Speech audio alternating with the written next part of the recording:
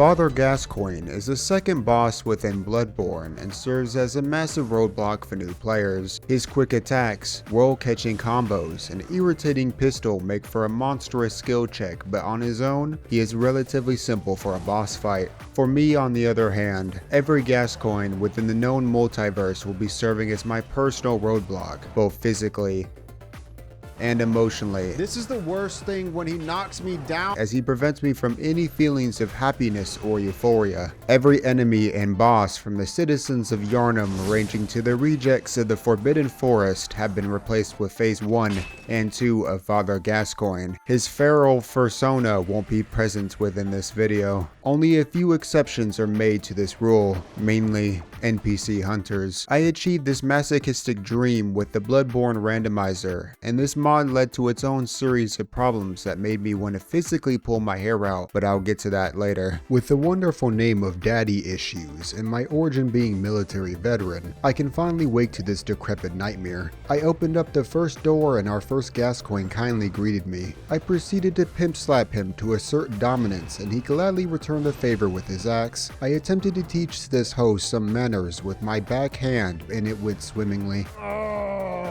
Waking up at the hunter's dream, I grab the hunter's axe and pistol. These items will be my primary means of violence. With my weapons in hand, it's finally time to take revenge on Father Gascoigne. On my second attempt, I provided Gascoigne an early retirement. Exiting the clinic, I find 2 more Gascoignes locked onto my flat little pancake booty.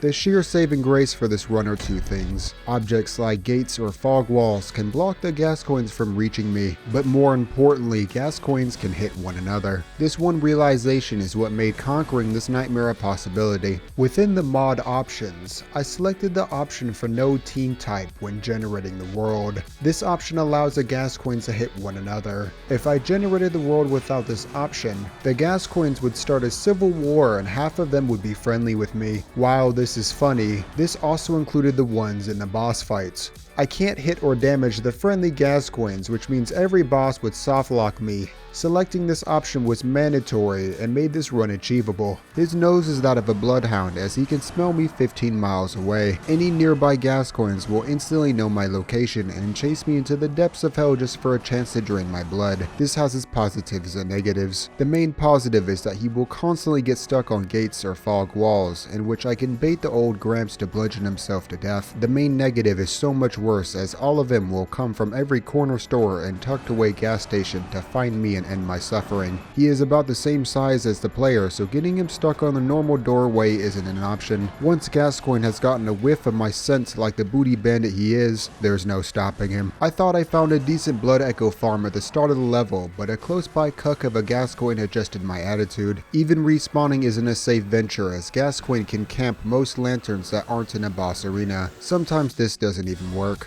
My first objective was finding a way to farm blood echoes so I could buy some blood vials for healing. This one Gascoigne below the central Yharnam lantern made sure I understood what tasting dirt felt like. He wouldn't let me farm at the gate and I ran out of blood vials. Blood vials are a limited resource which can drop from enemies or be bought. These Gascoignes only drop 1800 echoes, nothing else. I had to fight this Gascoigne with 0 heals while doing dick for damage. I like to think I'm a competent Souls player, but I couldn't even get his health down to half. His attacks are perfectly timed to catch an 8-brain player like myself. His pocket shotty only adds the icing on top of the cake. It always felt like he shot at just the right moment to stagger me and screw me over. After some time, I decided to start baiting this one Gascoigne to the clinic so I could cheese the shit out of him, just to die to hundreds of shotties pointed at my skull. You may be asking, why don't I rush down the right path? Most of the villagers replaced by Gascoigne immediately know my IP address and rush me down from the moment I spawned.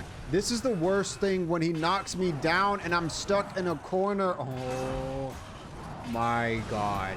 Baiting them to the gate and letting Gascoigne kill himself is a lot better of a strategy since it kills off most of them, making maneuvering much easier. After many deaths, I finally was able to farm a few Gascoignes and use those echoes to buy some blood vials, which made farming much more consistent. With a 100+ stockpile of blood vials, I grew confident and unlocked the shortcut to the left lantern. This shortcut only made navigating the city that much easier as a Gascoigne hit squad was ready to break down my door with my draws down. The next priority would be taking out the cleric Gascoigne so I would have a closer lantern for respawning. With a sliver of health, I managed to find my way to the cleric Gascoigne boss fight. At this point, I have developed a revolutionary tactic for combating the Gascoignes known as spin to win. This groundbreaking move knocked the old man onto his ass, did decent damage, and was relatively safe to perform one-on-one. I proved to be the better Hunter Axe main. Once this boss fight was completed, I found a much safer Blood Echo farm via the entrance of the fight where none of the other Gascoignes could reach me. This resulted in betrayal as the Gascoignes tore through one another for a chance to molest me. One weird complication I found is that only half of the Gascoignes drop Blood Echoes when they die, which may be because of the Bloodborne randomizer. Nonetheless, I found a safe way to rob these sugar daddies for all of their echoes. I made sure to pump these echoes into my vitality for more health. I then wanted to obtain some new drip for my hunter within the sewers. I found the hunter armor set and a better echo farm amongst the shit and piss of Yharnam. The goal from here on out is to power level my damage and health within the hyperbolic time chamber to even out the odds with the Gascoignes. I need more blood echoes and blood shards to level up my axe and increase my survivability and damage. One thing I discovered while exploring Yharnam would be my early to mid-game blood echo farm. With the thought of local MILFs being in the area, I could bait and switch the Gascoignes into this little pit to farm betrayals. Even lower into the sewer, there is another area I could stand there menacingly and let the Gascoignes do all of the work for me. The actual Gascoigne boss fight is up next, and I traveled there with a sound of grunting old men in the distance. Within the Gascoigne arsenal, his most gut-wrenching tool is easily his blunderbuss hunter pistol. This gives him a ranged attack that always seems to come out when you least expect it. I hate your shotgun so much. While its damage is small on its own, having several of these pistols shoved down my esophagus and the triggers pulled simultaneously isn't a fun experience. After losing a part of myself with those 30k blood echoes, I upgraded my axe to +1 and headed for the boss fight once again. Of course, the fight itself wasn't difficult at all, and I used those blood echoes to level up my health and strength more. With one of the infinite number of Gascoignes dealt with, it's time to further upgrade my hunter axe. I grabbed the blood gem workshop tool and traveled to the cathedral ward. There was a clear booby trap hiding beyond the door with promises of a safe haven from the Gascoigne epidemic. When I had full control again, I was met at the tip end of a shotgun and was punished for not praying hard enough to the blood gods. There are a number of blood shards that would let me level up my axe to +3 located close to the cathedral. Gascoigne tried his best to prevent me from look maxing into the perfect specimen, and he was rather successful.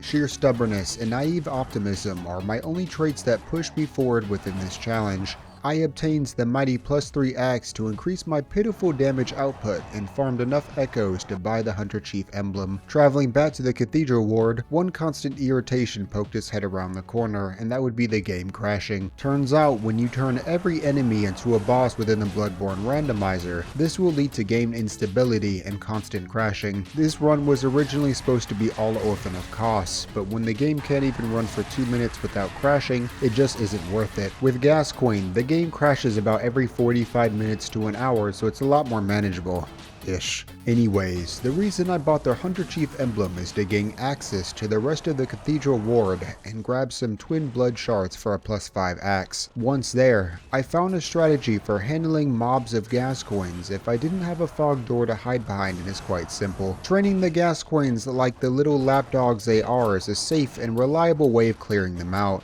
Using my Black Ops zombie skills, I would train the Gascoignes in circles as they hit one another when trying to hit me. Hemlock Lane is the next area I need access for more twin blood shards.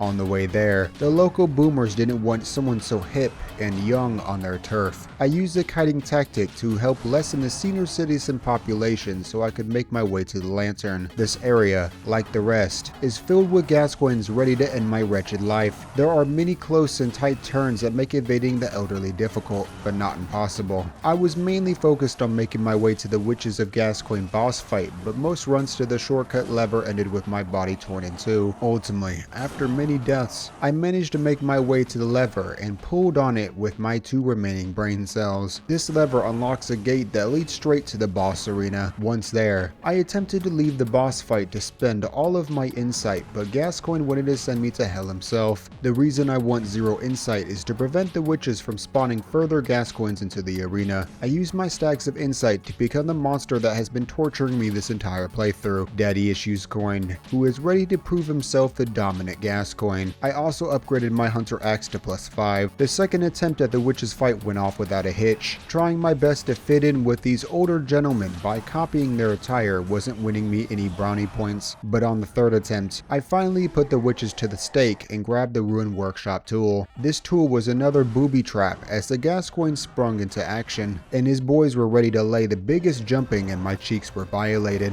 With the witches rightfully burned for being furry ass old men, it's time to end Vicar Gascoigne. The Vicar's followers had their axes in the air like a mob and peacefully protested against my rebellion. Unlike the rest of the Gascoignes, I'm deaf and can't hear the sound of screaming old men outside the chapel. Turns out the Vicar was the only being yet to be plagued with the Gascoigne infection, but she mutated it into a decrepit foul boomer like the rest of Yarnum. Me being obsessed with parrying for this dopamine rushing repost, I wasted a few minutes finishing off Vicar Amelia and touched a horse skull to learn the password to progress into the mid-game. I had a quick stop to make first within the DLC. I wanted to continue leveling up my weapon to +8, but I met an immovable obstacle. One thing I like about the randomizer, despite the random crashing, is Gascoigne's difficulty scales based off where you're at in the game.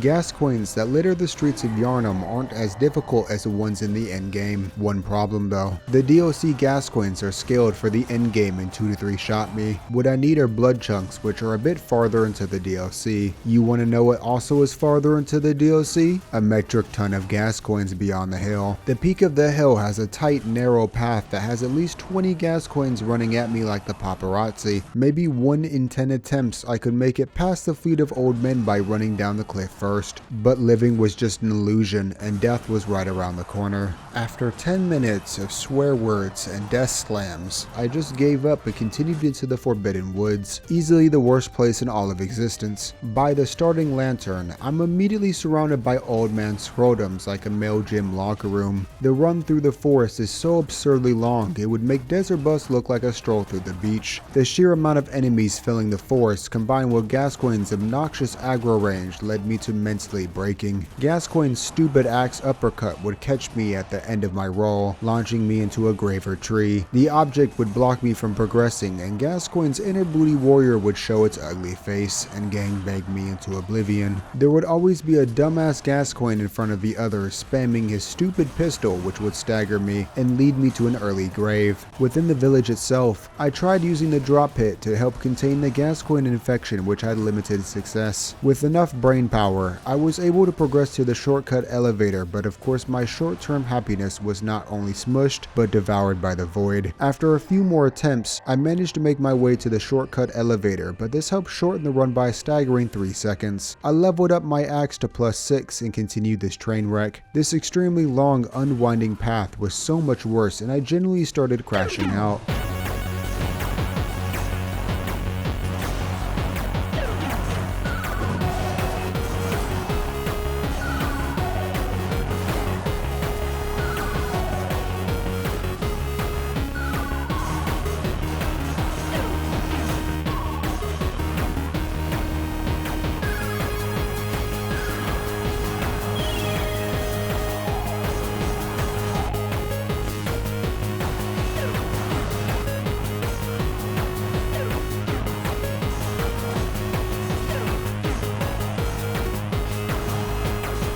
This was the second lowest point of the run, and the only thing I could muster was defeat. The game crashed afterwards, and I went to bed for the night. It seems all I needed was a little sleep as I made my way to the Shadows of Gascoigne boss fight on my very first attempt. This boss fight only entails 3 Gascoignes, which is nothing compared to the hundreds loitering within the forest. I just kited them around and let them do the rest. What I imagine the most anticipated fight is coming up is Rom, the vacuous Gascoigne. There are a total of 3 groups of Gascoignes idling, waiting for a lone hunter to step on the pressure plate so the boomers can spring and murder my Gen Z looking ass. There is a Gascoigne within the center of one of the groups, and that has to be Rom. With the power of lower attention spans and poor work ethic, I backstabbed the center Gascoigne who was Rom. This sprung another one of Gascoigne's garbage traps, and all 3 groups were on me.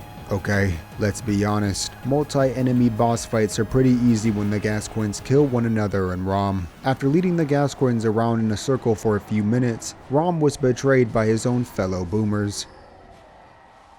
Now that Rom has been slaughtered, the Red Moon has been revealed and the illusion of Gascoigne has been pierced to reveal another hellscape, Yar'Urgul, Unseen Village, which has given Gascoigne the ability to respawn. I wanted to grab the key for the Upper Cathedral Ward for a few items, but these respawning cheaters simply wouldn't let me pass, so I just moved on. I just wanted the pain running down my spine to end, so I bolted for the One Reborn boss fight. The body normally attached to the front of the One Reborn mass is stuck in the middle of the arena. This thriving aborted cancer mass is really annoying to deal with because of its projectile spam. The body isn't the actual boss and doesn't take any damage. It's the Gascoigne that spawns in the middle and I lost track of him. I ran around the arena like a chicken with its head cut off and I couldn't find him. It's like a game of Where's Waldo, but the price of losing is less than ideal. The price is having to run all the way back to the boss fight, and I'm getting quite tired of all of this running. The second attempt, I made sure to laser focus onto the main Gascoigne.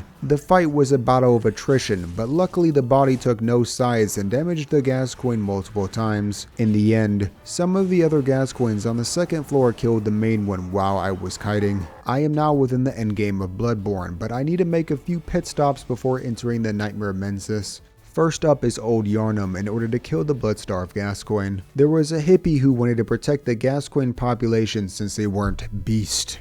I simply disagree, and we had a civil conversation regarding the morals and ethics regarding genociding the Gascoignes. After this disagreement, I made sure to end the life of the blood-starved beast so I could make my way to the abandoned workshop for the first umbilical cord and doll clothes. The jump down to the workshop caused me to crash out. Of course, it's gonna be like this. I can never experience any sort of happiness in this run. But I got the items I wanted. Within the Upper Cathedral Ward, I wanted the Cosmic Watch Hunter badge and to fight the bosses in the area. I managed to grab the key for the Upper Cathedral Ward and headed to that area. Going up the stairs to the left was almost impossible due to the bullshit amount of Gascoignes in this enclosed area. I tried for almost 30 minutes to run around the Gascoignes, but the game just kept cucking me. Ultimately, I turned around and made my way into the Nightmare Mensis for blood chunks. I collected a few and upgraded the Hunter Axe to +8. Progressing the level was more or less the same as everything else except for the shortcut elevator. The next boss fight is Mikalash, and I need to use this elevator to progress to his fight. Do you want to know what is amazing? When respawning,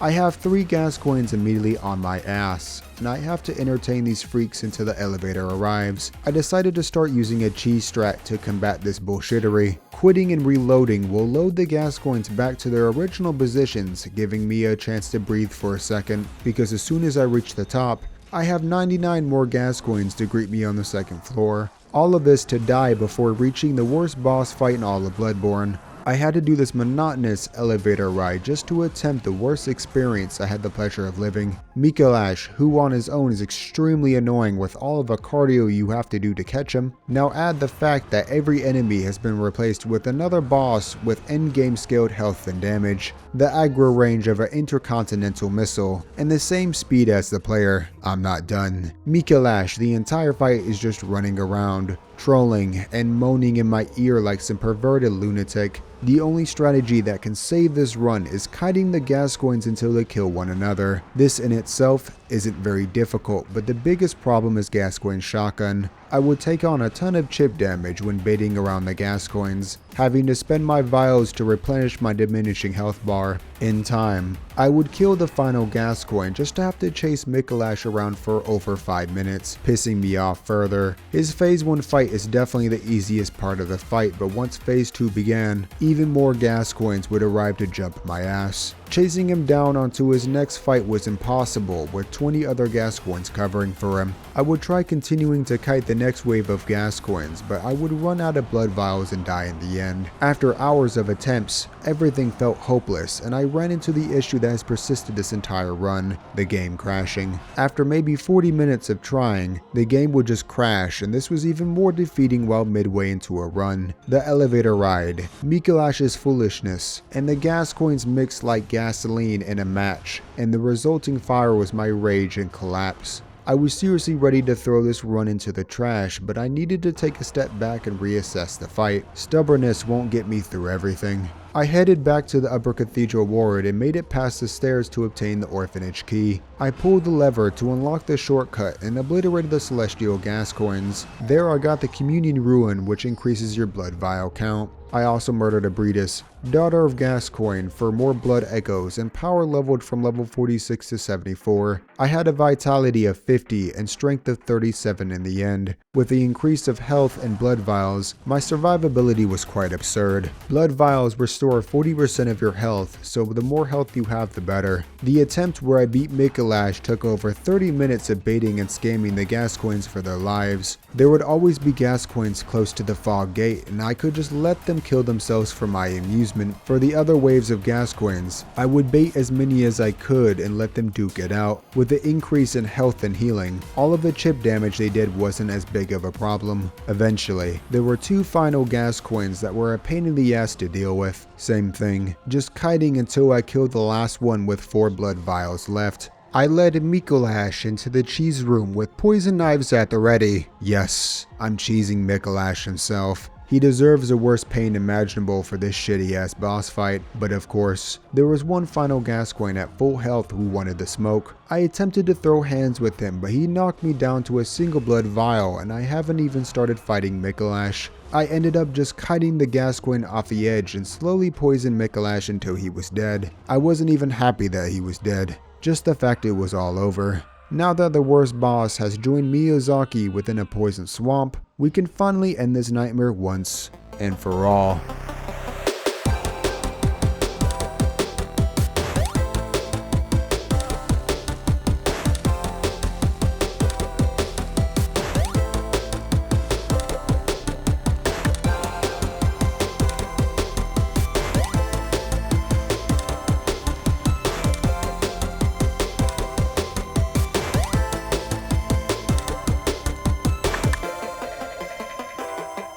Bop.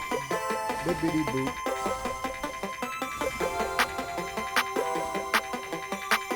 Ow, dang.